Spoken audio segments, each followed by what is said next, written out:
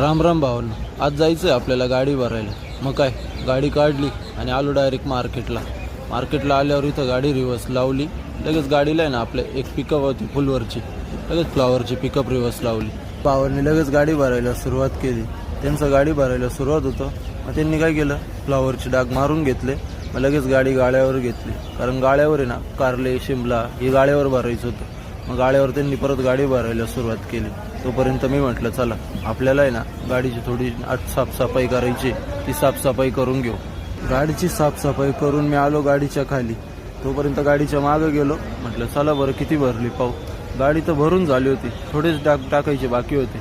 मग ते भरून लगेच गाडीला रस्सी मारून घेतली आणि आलो मार्केटच्या बाहेर.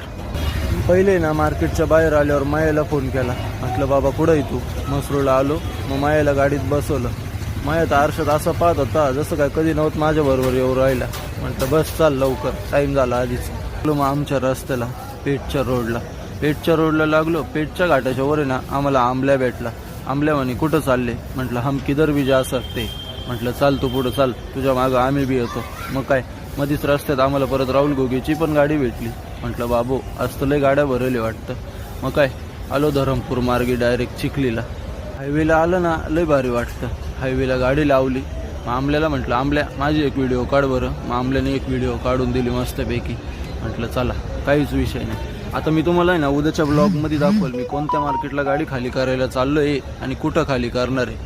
चला तर भेटूया आपण परत पुढच्या ब्लॉगमध्ये. कसं वाटलं मग तुम्हाला आजचा माझा ब्लॉग.